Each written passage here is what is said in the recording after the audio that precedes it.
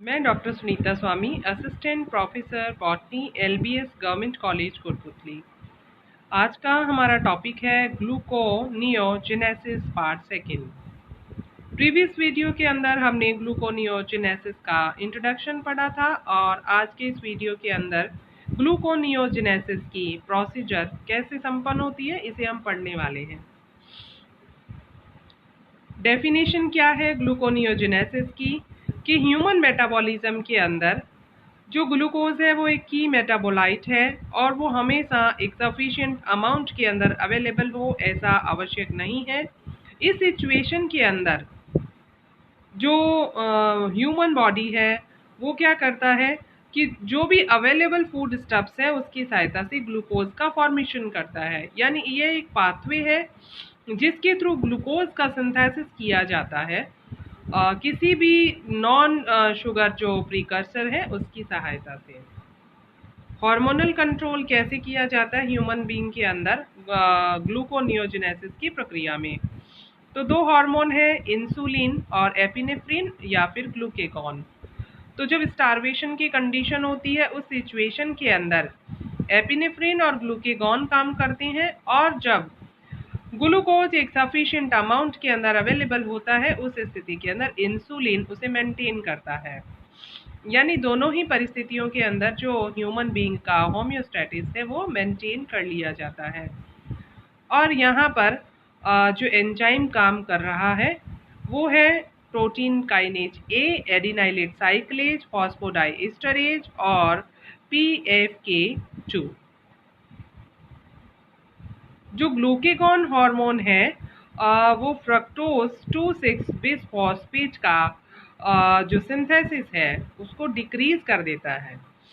और fructose 2,6 bisphosphate जो है एक पॉजिटिव एलोस्टेरिक रेगुलेटर है जो एंजाइम है PFK1। और PFK1 जो है वो इनहिबिटेड हो जाता है उस सिचुएशन के अंदर जब ग्लूकेगॉन की मात्रा जो है वो ब्लड के अंदर बढ़ जाती है। और इनहिबिशन की वजह से क्या होगा कि जो फ्रक्टोज 1,6 बिसफॉस्फेटेज है उसका सिंथेसिस कम हो जाएगा। और जैसे ही फ्रक्टोज 1,6 बिसफॉस्फेटेज का सिंथेसिस कम होगा उसी सिचुएशन के अंदर PEP यानी फॉस्फोइनॉल पाइरूवेट जो है उसका सिंथेसिस भी कम हो जाएगा। और जो जब फॉस्फोइनॉल पाइरूवेट है उसका सिंथेसिस ही कम हो रहा है या और काफ़ी टाइम तक जब फॉस्फोइनॉल पाइरूवेट जो है वो अवेलेबल ही नहीं हो पा रहा है ग्लाइकोलाइटिक एंजाइम के लिए, इस सिचुएशन के अंदर जो पाइरूवेट काइनेज है उसकी मात्रा भी कम हो जाएगी और जो पाइरूवेट काइनेज है वो इनहिबिट हो जाएगा। कॉर्टिसोल हार्मोन जो है वो ग्लूकोनियोजेनिक जो एंजाइम्स हैं उनके एक्सप्रेशन को इंक्रीज करने का काम करता है।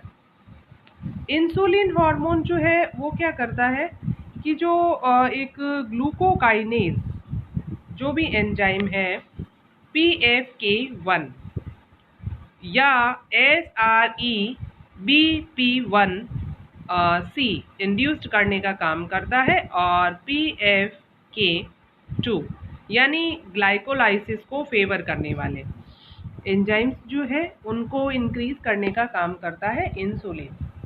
तो इंसुलिन हार्मोन क्या करेगा कि जो फॉस्फोइनॉल पाइरूवेट कार्बोक्सी काइनेज जो एंजाइम है उसके सिंथेसिस को डिक्रीज कर देता है और साथ ही साथ फ्रक्टोज 1,6 बिसफॉस्फेटेज जो एंजाइम है और जो ग्लूकोज 6 फॉस्फेटेज एंजाइम है उसके निर्माण को भी वो कम कर देता है। अब क्या होगा कि जो ग्लूकेगॉन है वो जो एडिशनल मॉलिक्यूल्स हैं PEP कार्बोक्सी काइनेज के यानी phosphoenol pyruvate carboxy kinase fructose 1,6 बिसफॉस्फेटेज और ग्लूकोज 6 फॉस्फेटेज जो है उसके निर्माण के लिए जो ग्लूकेगॉन है वो एडिशनल रोल जो है वो प्ले कर रहा है। और जो ग्लूकोनियोजेनेसिस है उसके लिए जो सबस्ट्रेट काम में आते हैं वो है प्रोटीन और प्रोटीन जो है वो सबसे पहले ब्रोकन डाउन होता है अमीनो एसिड के अंदर, और ये जो अमीनो एसिड है वो कन्वर्ट होते हैं पाइरुवेट के अंदर, या फिर जो सिट्रिक एसिड साइकिल है या जो टीसीए साइकिल है उसके इंटरमीडिएट के अंदर। अब अल्फा कीटोग्लूटरेट हो सकता है या ऑक्सेलो एसिटेट हो सकता है, जो कि इंटरमीडिएट है टीसीए साइकिल के। उन अमीनो एसिड की सहायता से जो टीसीए साइकिल के इंटरमीडिएट है उनके फॉर्मेशन हो सकते हैं। तो इस वजह से जो अमीनो एसिड ग्लूकोनियोजेनेसिस को सपोर्ट करते हैं उन्हें हम ग्लूकोजेनिक अमीनो एसिड नाम दे देते हैं। इसके अतिरिक्त ल्यूसीन, लाइसिन और जो एरोमेटिक अमीनो एसिड है वो एसिटाइल कोएंजाइम ए या एसिटो एसिटेट को डिग्रेड कर देते हैं। उस सिचुएशन के अंदर क्या होगा कि जो एसिटो एसिटेट है वो एक कीटोन बॉडी की तरह काम में आने लगता है, और जो एसिटाइल कोएंजाइम ए है जब ये अमीनो एसिड उसे डिग्रेड करते हैं तो वो कीटोन बॉडीज के अंदर कन्वर्ट हो जाता है, और इस वजह से इन अमीनो एसिड को कीटोजेनिक अमीनो एसिड नाम दे दिया जाता है। जो कीटोजेनिक अमीनो एसिड है वो ग्लूकोनियोजेनेसिस के अंदर कम ही काम में आते हैं, क्योंकि ये फॉस्फोइनॉल पाइरुवेट के अंदर कम मात्रा के अंदर कन्वर्ट हो पाते हैं। जो 4 की एंजाइम्स है जो कि ग्लूकोनियोजेनेसिस की प्रक्रिया में काम में आते हैं वो है pyruvate carboxylase, phosphoenol pyruvate carboxy kinase, fructose 1,6 bisphosphatase, glucose 6 phosphatase. और ये सारे के सारे जो एलोस्टेरिक मॉड्यूलेटर है उसकी तरह काम में आते हैं। फ्रक्टोज 1,6 बिसफॉस्फेटेज जो है उसे एक्टिवेट किया जाता है सिट्रेट की सहायता से, और इसे इनहिबिट किया जाता है AMP के द्वारा और फ्रक्टोज 2,6 बिसफॉस्फेटेज की सहायता से। पाइरुवेट जो कार्बोक्सिलेज एंजाइम है उसे एक्टिवेट किया जाता है एसिटाइल कोएंजाइम ए की सहायता से, जो कि फैटी एसिड के ऑक्सीडेशन के द्वारा उत्पन्न होता है, और एसिटाइल कोएंजाइम ए की जो कंसंट्रेशन है वो स्टार्वेशन की कंडीशन में भी बढ़ जाती है। यानी ग्लूकोनियोजेनेसिस जो है वो कब संपन्न होता है कि जब स्टार्वेशन की सिचुएशन होती है, उस दौरान एसिटाइल कोएंजाइम ए की मात्रा भी बढ़ जाती है और फैटी एसिड का ऑक्सीडेशन भी होना शुरू हो जाता है। यानी उस सिचुएशन में जो ग्लूकेगॉन हार्मोन है वो एक्टिव हो जाता है। यहाँ पर ग्लाइकोलाइसिस और ग्लूकोनियोजेनेसिस की प्रक्रिया को दर्शाया गया है कि ग्लाइकोलाइसिस के जो स्टेप्स हैं, जैसे ग्लूकोज से glucose 6 phosphate, fructose 6 phosphate, fructose 1,6 bisphosphate, glyceraldehyde 3 phosphate, phosphoenol pyruvate, यहाँ तक के जितने भी स्टेप्स हैं ये सारे के सारे रिवर्सेबल स्टेप्स हैं। लेकिन फॉस्फोइनॉल पाइरुवेट से पाइरुवेट का फॉर्मेशन होना और एसिटाइल कोएंजाइम ए का फॉर्मेशन होना, ये जो प्रक्रियाएं हैं ये इररिवर्सेबल है। अब यहाँ पर जो भी रेड एरोज दर्शाए गए हैं वो रेड एरोज जो हैं वो ग्लूकोनियोजेनेसिस को प्रदर्शित कर रहे हैं, और उसके अलावा जो भी ग्रीन कलर के एरोज हैं वो दोनों प्रक्रियाओं के अंदर सिमिलरली काम में आने के लिए दर्शाए गए हैं। अब यहाँ पर होता क्या है कि जो ग्लाइकोलाइसिस है उसके अंदर ग्लूकोज की सहायता से पाइरुवेट का फॉर्मेशन होता है, लेकिन ग्लूकोनियोजेनेसिस के अंदर पाइरुवेट की सहायता से ग्लूकोज का फॉर्मेशन होता है। ग्लाइकोलाइसिस के अंदर 2 ATP का फॉर्मेशन होता है, लेकिन जो ग्लूकोनियोजेनेसिस है उसके अंदर ATP का यूज होता है। यानी यह कोई सामान्य प्रक्रिया नहीं है। ह्यूमन बीइंग के अंदर स्टार्वेशन के सिचुएशन के अंदर ही ये ग्लूकोनियोजेनेसिस की जो प्रक्रिया है वो संपन्न होती है, और मेनली जो फैटी एसिड्स हैं उनके ऑक्सीडेशन के दौरान ये प्रक्रिया संपन्न होती है।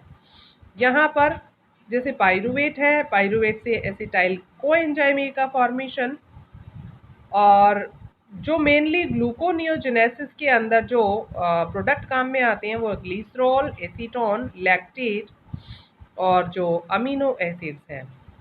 यानी अमीनो एसिड्स जो है वो सक्सिनाइल कोएंजाइम ए के अंदर, अल्फा कीटोग्लूटारेट के अंदर ऑक्सिलो एसीटेट का फॉर्मेशन करने के लिए या फ्यूमरेट का फॉर्मेशन करने के लिए भी काम में आ सकते हैं। यहाँ पर जैसे मैंने बताया कि जो ग्लूकोनियोजेनेसिस है वो ग्लाइकोलाइसिस का रिवर्सल है, कि बहुत सारे जो वर्क राउंड्स है वहाँ पर इरिवर्सिबल रिएक्शन बताई गई है इस पाथवे के अंदर।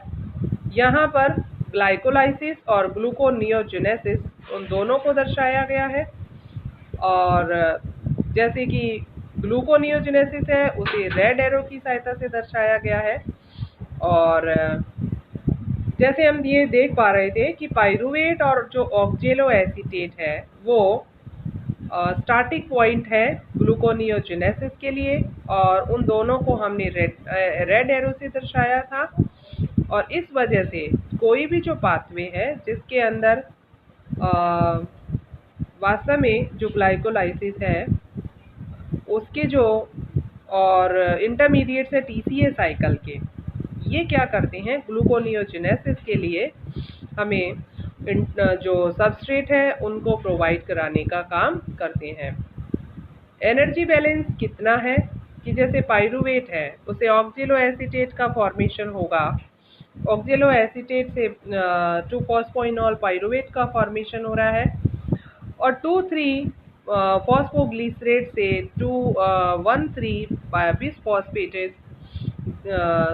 1,3 बाइफॉस्फेट ग्लिसरेट का फॉर्मेशन हो रहा है। तो कुल मिलाकर के यहाँ पे 6 एटीपी को यूज में लिया जाता है, और 6 एटीपी में से 2 एटीपी तो ग्लाइकोलाइसिस की सहायता से प्रोवाइड करा दिए जाते हैं। तो इस प्रकार जो ग्लूकोनियोजेनेसिस है उसे 6 जो है वो एटीपी या जीटीपी मॉलिक्यूल की आवश्यकता होती है एक ग्लूकोज के मॉलिक्यूल का फॉर्मेशन करने के लिए। कि ग्लाइकोलाइसिस में से जो बनने वाले 2 एटीपी है वो तो यहाँ पे ग्लूकोज का फॉर्मेशन करने के लिए यूज में आ जाते हैं, और जो 4 एटीपी है वो ग्लूकोनियोजेनेसिस के अंदर मेनली ऑपोजिट डायरेक्शन के अंदर जब फॉस्फोइनॉल पाइरूवेट से या पाइरूवेट से जब ग्लूकोज का फॉर्मेशन होता है तो यहाँ पर एक्सरगोनिक जो रिएक्शन है उसकी सहायता से यहाँ पर ग्लूकोज का फॉर्मेशन होता है। यहाँ इम्पॉर्टेंट थिंग ये है कि एक डिजीज़ है वॉन गिरकेज डिजीज़, कि जिन पेशेंट के अंदर या जो पेशेंट वॉन गिरकेज डिजीज़ से पीड़ित हैं उनके अंदर ग्लूकोज 6 फॉस्फेटेज एक्टिविटी कम होती है, यानी वहाँ पर लीवर के अंदर जो ग्लूकोज 6 फॉस्फेटेज एक्टिविटी है वो होती ही नहीं है। और इस सिचुएशन के अंदर क्या होता है कि जो ग्लूकोज है वो ग्लाइकोजन के अंदर इकट्ठा हो जाता है, और जैसे ही फास्टिंग कंडीशन होती है उस पेशेंट के अंदर तो ये जो ग्लाइकोजन है वो ग्लूकोज के अंदर कन्वर्ट नहीं हो पाता है, और उस सिचुएशन के अंदर हाइपोग्लाइसीमिया या लैक्टिक एसिडोसिस ये दोनों के दोनों प्रोमिनेंट सिम्टम्स उस व्यक्ति के अंदर दिखाई देंगे। यानी अगर किसी को ग्लूकोनियोजेनेसिस जो चक्र है वो सही ढंग से संपन्न ना हो किसी पेशेंट के अंदर तो उस सिचुएशन में वॉन गिरकेज डिजीज हो जाती है, और ये डिजीज लीवर से रिलेटेड है।